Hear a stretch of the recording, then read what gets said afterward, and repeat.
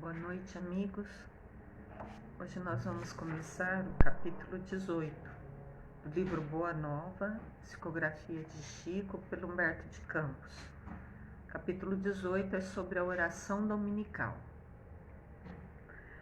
Curada pelo Mestre Divino, a sogra de Simão Pedro ficara maravilhada com os poderes ocultos do Nazareno Divino, que falava em nome de Deus, enlaçando os corações com a sua fé, que falava em nome de Deus. Enlaçando os corações com a sua fé profunda e ardente. Nós vamos verificar por esse parágrafo que as pregações, quando estavam já em Nazaré, que as pregações eram feitas na casa de Simão Pedro, um pescador de uma humilde, singela residência, onde vários viviam ali. Simão, a esposa, os filhos e também uma figura que é a sogra de Pedro, né? E restabelecida em sua saúde, da sogra de Pedro, ela passou a reflexionar mais atentamente acerca do Pai que estás nos céus, sempre pronto a atender à súplica dos filhos.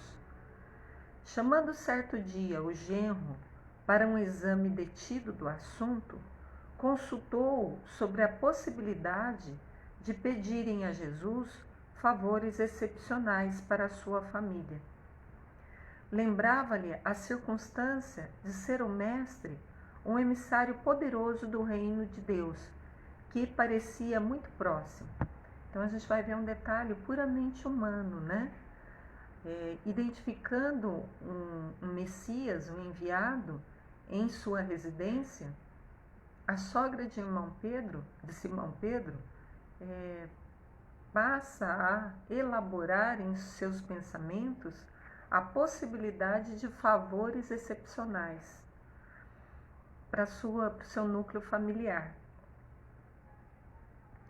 Concitava-o a ponderar ao Messias que eles eram dos seus primeiros colaboradores, sinceros a enumerar-lhe as necessidades prementes da família e a exiguidade do dinheiro, o peso dos serviços domésticos, a casa pobre de recursos, situação que as imensas possibilidades de Jesus, cheio de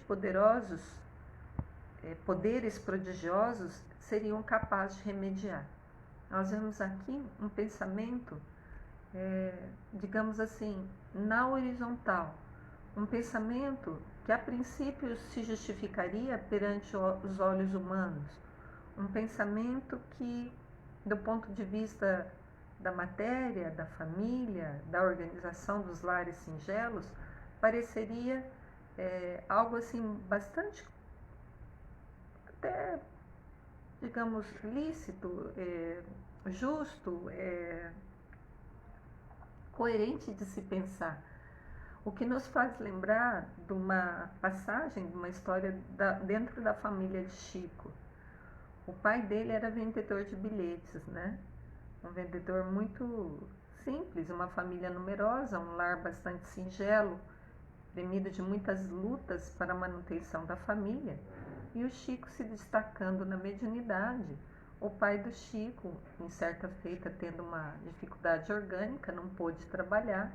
Então solicita ao Chico que conseguisse lá, junto dos espíritos que o acompanhassem, os números da loteria, para que eles pudessem ganhar e pudessem ter uma vida mais facilitada. Ao que o Chico então relata que a mediunidade dele não é para favores pessoais e que para Deus nada é impossível, no sentido de o que for necessário será conduzido, né? E é exatamente o que acontecerá aqui em outro movimento, mas de mesmo fundo espiritual, portanto um pensamento alinhado com o alto, é que os favores dos céus é para todos os filhos igualmente. Não se estende a uns exclusivamente, excepcionalmente. Mas Simão Pedro, levado pela sua sogra, ele, tentado em seus sentimentos humanos, examinou aquelas observações destinadas a abrir os olhos com referência ao futuro. Então ele considerou o pedido da sogra. Entretanto, ele refletiu que Jesus era mestre e nunca desprezara qualquer tipo de bem, ensinar o que era realmente proveitoso aos discípulos. Então nós vemos os dois pensamentos tomando conta de Simão. O pensamento na horizontal, que é atender, acatar ao desejo da sua sogra, mas ao mesmo tempo um pensamento verticalizado no que se refere a Deus, né, às verdades imortais, pensando que Jesus nunca deixa a oportunidade de apresentar ensinamentos mediante o que se leva e que se solicita até ele. Então Simão passa a se fazer perguntas, né? Acaso não saberia ele o melhor caminho? Não saberia Jesus o melhor caminho? Não viam em sua presença alguma coisa da própria presença de Deus? Guardando, contudo, indeciso o espírito, veja, quando o espírito se encontra indeciso, é que possivelmente tem as nossas ideias conduzidas pelo que a gente acha das coisas vividas no mundo da matéria, alinhada com uma consciência que verticaliza o pensamento para Deus, e aí vira uma insatisfação interna, uma disputa interna entre o que já aprendeu com o que está acostumado a vivenciar. E Simão Pedro está nesse momento, né, guardando o seu espírito indeciso, visto as ponderações da família, e aí então ele busca falar com o mestre a respeito do assunto, o que vai nos trazer material para a reflexão de hoje. Chegada a ocasião, o apóstolo procurou provocar muito de leve a solução do problema, perguntando a Jesus com sua sinceridade ingênua: Mestre, será que Deus nos ouve todas as orações? Nós vemos aqui uma postura bem característica nossa, né? A gente não vai direto ao assunto, a gente fica normalmente sabendo da resposta, sabendo lucidamente o que acontece com as coisas do Pai, né? Que são as reais que predominam na Terra. A gente fica naquele dilema, mas sabe qual que é a resposta. No entanto, nós tentamos achar meios para justificarmos. Então, o apóstolo provoca de leve a situação do mestre.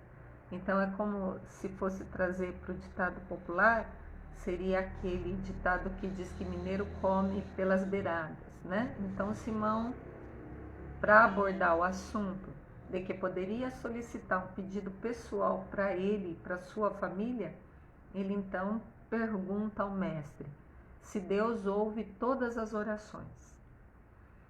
E Jesus então diz a Simão: como não, Pedro? Respondeu solicitamente: desde que começou a raciocinar, observou o homem que acima de seus poderes reduzidos havia um poder ilimitado que lhe criara o ambiente da vida. Então Jesus está falando de um aspecto evolutivo, né? Desde que a gente consiga pensamento contínuo, consiga ter razão no processo de evolução, saindo das fases de experiência do reino animal para o reino nominal, nós já conseguimos compreender que existe um ser maior, que existe algo além do que depende só de nós. E, portanto, a partir daí, começa a se reconhecer que somos filhos e que existe um ser que cuida de nós, que seria Deus. Que Jesus aqui qualifica como sendo um poder ilimitado, que nos dá, que nos cria ambientes de vida.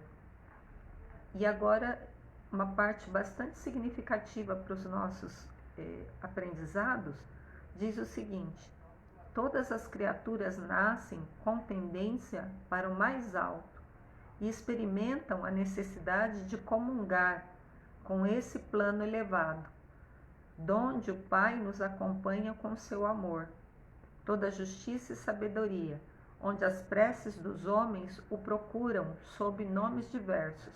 Esses nomes diversos podem ser Jeová, Alá, Deus, né?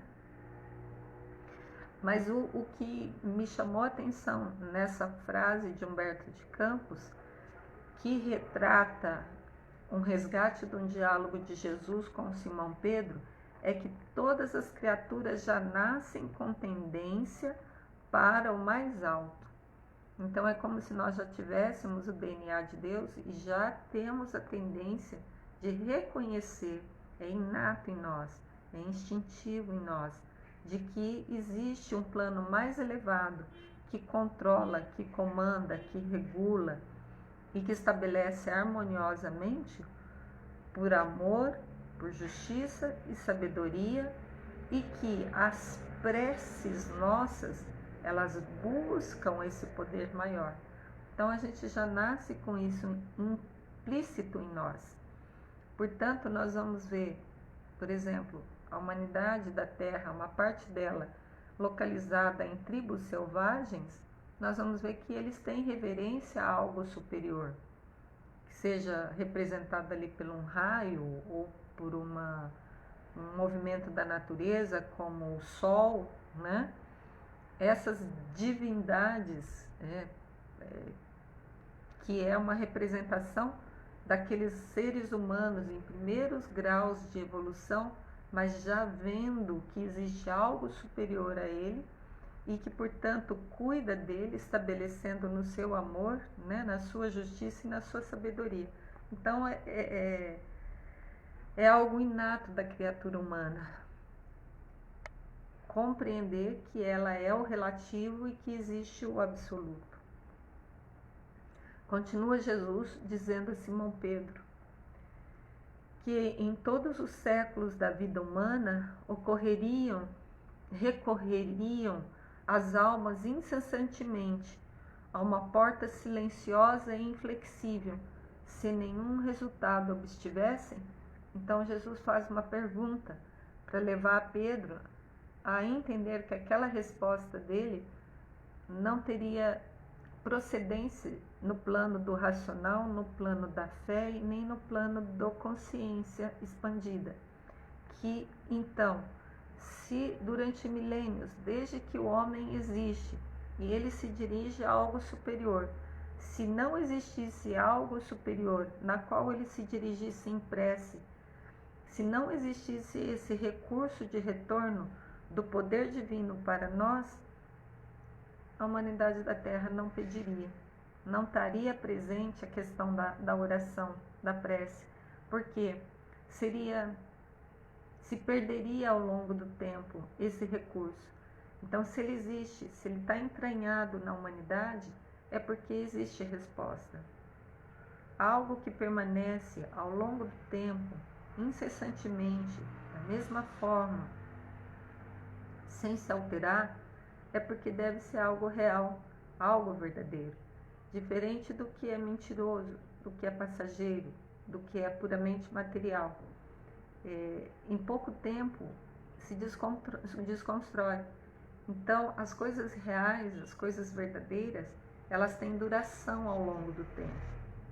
E as orações, como sendo um recurso para acesso a Deus, nosso Pai, isso é algo que é sentido pela humanidade, que é vivenciado. Por isso que, então, é algo que acontece desde tempos imemoriais. E Jesus complementa: não tenhas dúvida, todas as nossas orações são ouvidas. Então, não são... aqui deixa bem claro que não é uma prece que é ouvida, ou somente aquela prece sentida, ou aquela prece em êxtase, como a gente está acostumado a falar, mas todas. Nós temos hierarquias que podem e são responsáveis por acessar os nossos pedidos mais íntimos, mais singelos, ou os pedidos mesmo dentro de uma incompreensão. Vou relatar um livro, Entre a Terra e o Céu, em que a prece de uma menina de por volta dos seus 15 anos, a Evelina, dirigida à mãe que estava desencarnada, mas ela não tinha condições de ajudar aquele núcleo familiar. No entanto, a prece da Evelina não foi para a mãe desencarnada, mas ela atingiu as altas esferas, porque vibrações de pensamentos de onda curta, elas são extremamente penetrantes, com grandes velocidades. Nesse caso, foi relatado no livro Nosso Lar que tem um departamento em que todas as preces daquela determinada região, que no caso, a Nosso Lar está localizado, o que corresponderia ali no mundo espiritual, acima da cidade do Rio de Janeiro, a prece da Evelina foi escutada, passou pelo critério de análise num departamento de Nosso Lar. E depois, por ela ser vinculada àquela colônia espiritual, por questões de afetos, por questões de trabalho, no bem, o próprio ministro, chamado Clarencio, é que acolheu e recebeu os relatórios referentes à prece da Evelina.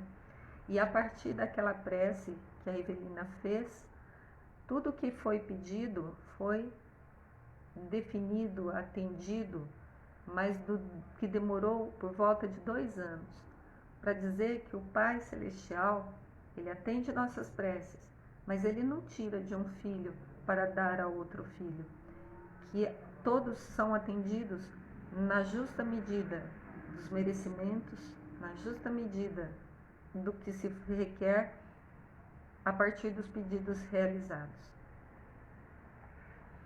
O discípulo, porém, ainda se refere a Jesus dizendo: no entanto, se Deus ouve a súplica de todos os seres, por que tamanhas diferenças na sorte? Por que razão sou obrigado a pescar para prover a subsistência, quando Levi ganha bom salário no serviço dos impostos, com a sabedoria dos livros? Simão Pedro está trazendo para nós as diferenças de habilidades, as diferenças de situações materiais que um ser está inserido com relação a outros seres.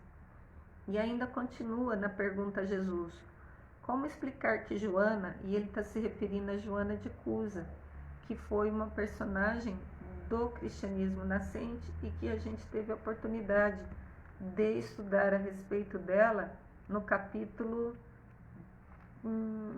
15 do livro Boa Nova, que se refere a Joana de Cusa. Então ele pergunta a Jesus: como explicar que Joana, dispondo de servas numerosas, quando minha mulher é obrigada a plantar e cuidar de nossa horta? Jesus ouviu atento as suas palavras e retrucou: Pedro, precisamos não esquecer que o mundo pertence a Deus e que todos somos seus servidores. Os trabalhos variam conforme a palavra divina do Evangelho, mas todo trabalho, Pedro, é de Deus. Então Jesus está se referindo a Pedro com palavras até no sentido veemente, porque Humberto de Campos diz assim: Jesus retrucou, porque a argumentação de Pedro se torna mostrando a que ele veio, para justificar algo de cunho particular. Mas o alto não trabalha nas questões de cunho particular, é de cunho coletivo, naquele verdadeiro sentido do ditado popular que Deus não desveste um santo para vestir outro santo. Então, Jesus fala a Pedro que não deve esquecer que somos todos seus servidores. Os trabalhos podem variar por conta do esforço, da habilidade, dos processos reencarnatórios, das circunstâncias de vida. E continua: hoje pescas, Pedro, mas amanhã pregarás a palavra divina do Evangelho. Todo trabalho é honesto, é de Deus. Hoje, nós já temos até um nível de consciência para podermos verificar que todos os seres da natureza, até aqueles que não são guiados pela razão, ou seja, até do reino animal, por exemplo, cada ser executa um trabalho para Deus. O que seria do solo se nós não tivéssemos a minhoca para fertilizar? O que seriam dos seres animais se não tivessem as plantas, que é um reino servidor, para oferecer a filtragem da atmosfera, para oferecer alimentação? Então, todo trabalho honesto vem de Deus, até dos seres inconscientes, que fazem segundo a vontade de Deus, não tem nem razão, não tem nem pensamentos, não tem nem sentimentos, eles apenas executam as ordens divinas. O que nos atrapalha, seres humanos, é a gente pensar e sentir, que destoam com a mente de Deus, com os pensamentos de Deus. E Jesus continua: quem escreve com a sabedoria dos pergaminhos não é maior do que aquele que traça leira laboriosa e fértil com a sabedoria da terra. E Jesus está colocando aqui que todo trabalho útil é de Deus, e não importa se um é dos olhos do mundo grandioso e outro para os olhos do mundo menos grandioso. O escriba sincero, continua Jesus, que cuida dos dispositivos da lei, é irmão do lavrador bem intencionado, que cuida do sustento da vida. Um cultiva as flores do pensamento, outros os trigais que o Pai protege e abençoa. Deu ideia o que é as flores do pensamento? Tem algumas pessoas que têm o trabalho, o propósito de educar mentes, de educar pensamentos. No caso dos escribas, aqui Jesus deu o exemplo. Enquanto que outros, cabe o trabalho que não tem preço de medida entre um e outro, porque para Deus é o mesmo valor daquele que cuida da terra e protege, abençoa e produz o fruto, as sementes que serão para alimentação.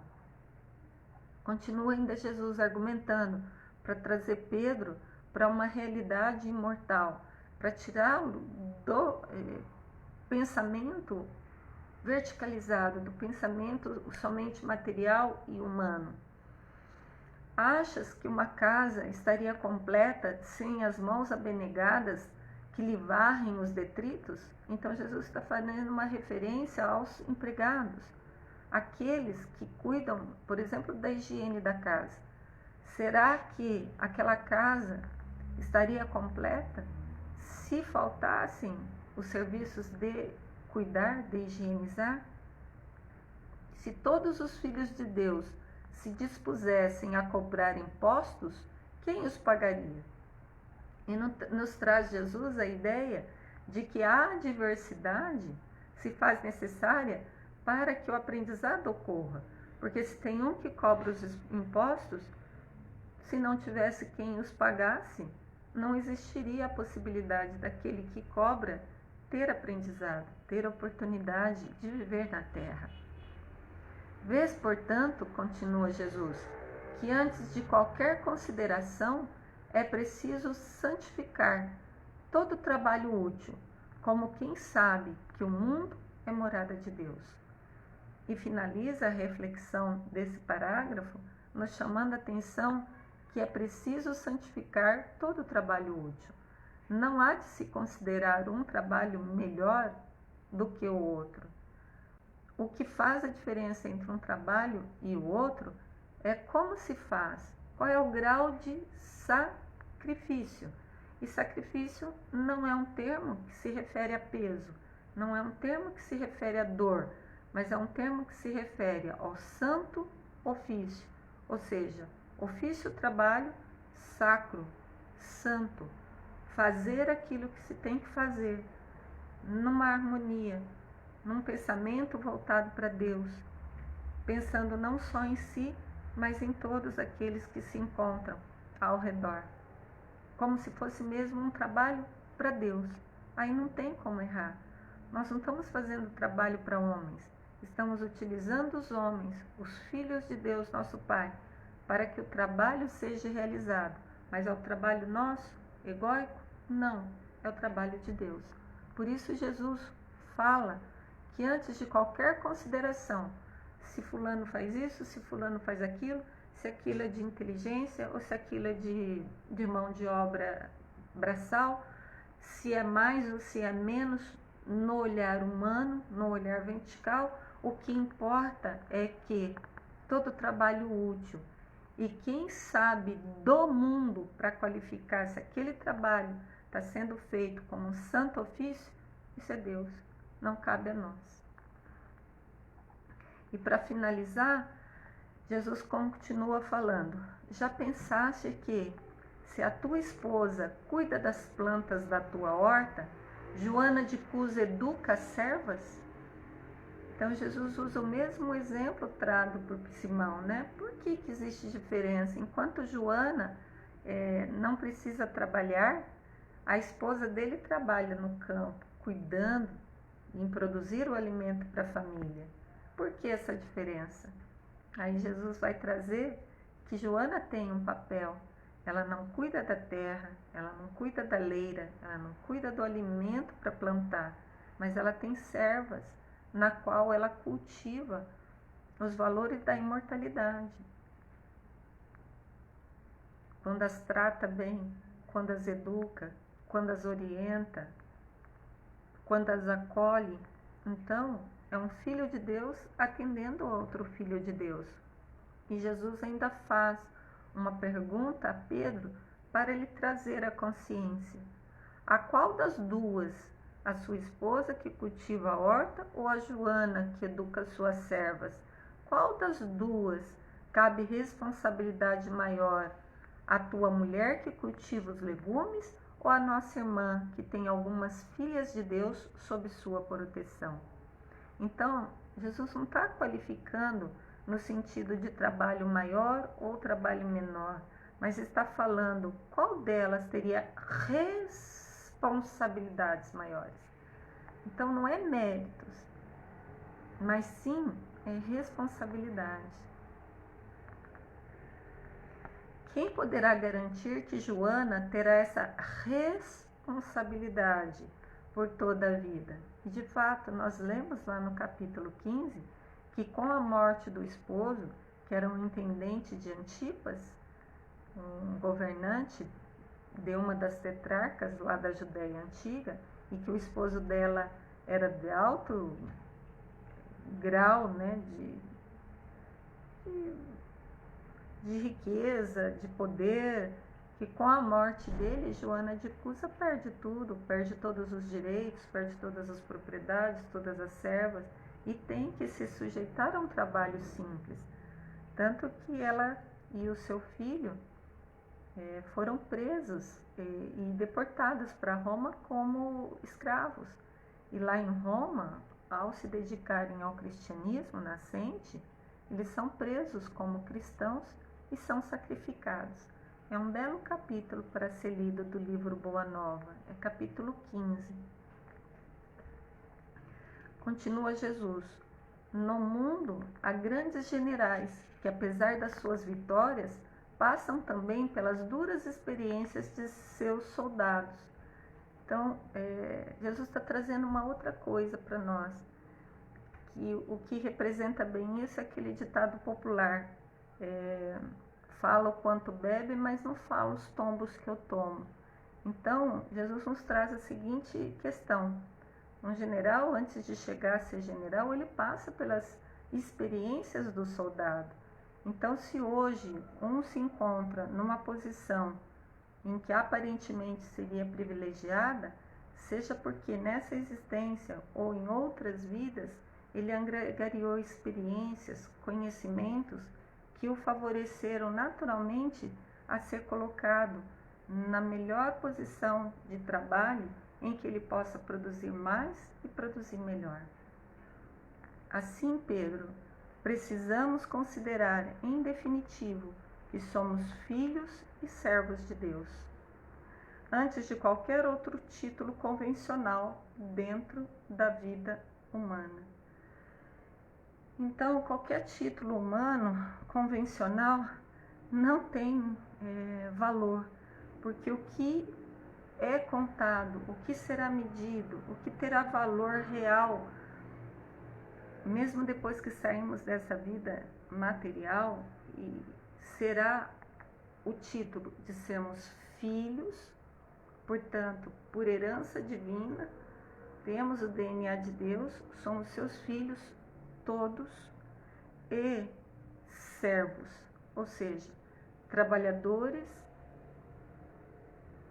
muitas vezes inconscientes, por isso que servos, até que sejamos chamados de amigos por Jesus, mas antes de sermos amigos, que é aqueles que um entende ao outro, né? Portanto, entendemos os ensinos crísticos, antes de entendermos os ensinos crísticos, nós somos servos. E depois que entendemos, também somos servos, mas numa condição mais lúcida, a ponto de, em algumas parábolas, não aparecer mais como servo, mas aparecer como mordomo.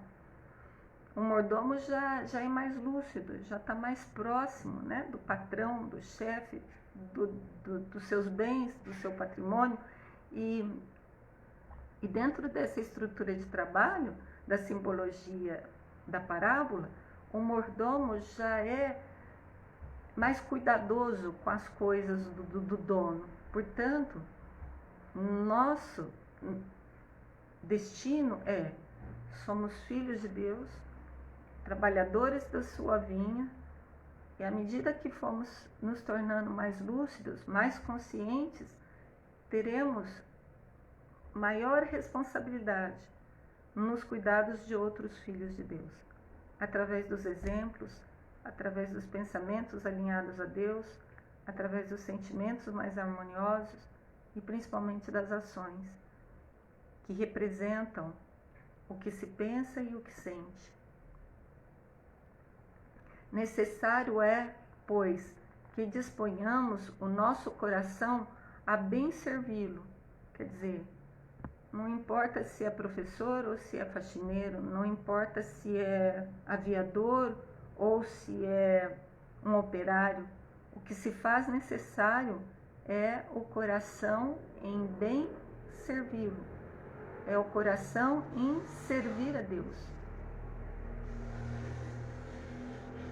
Seja como rei ou como escravo, certos de que o Pai nos conhece a todos. Então, não adianta falar, eu faço, eu sou, não. Deus nos conhece, Ele sabe a nossa intimidade, Ele sabe se estamos sendo sinceros ou se não. O Pai conhece a todos, não conhece só a mim. Conhece a Silvana, conhece ao João, conhece ao Joaquim, conhece a Maria, conhece a todos. Que para o Pai não há diferença. Todos são filhos. E nos conduz ao trabalho ou à posição que merecemos. Então não é uma definição nossa. A gente pode querer uma profissão, eu quero ser médico. Nós só vamos ter acesso a isso mediante aos nossos merecimentos, aos esforços que empreendemos, associado aos méritos que temos. Na quarta-feira, amigos, nós continuaremos a leitura e a reflexão do capítulo referente à oração dominical, porque depois Jesus trará à baila como orar, né? Porque já que Pedro trouxe a ideia de que ele pode pedir tudo, ele pode estar pedindo, por exemplo, favores especiais, ao que Jesus então está narrando que para Deus todos são iguais e, portanto, não tira de um para dar para o outro, mas que todos os trabalhos são justos, são lícimos. Então aí Pedro pedirá para que Jesus então os ensine a orar. E é a reflexão da quarta-feira. Abraços fraternos, amigos.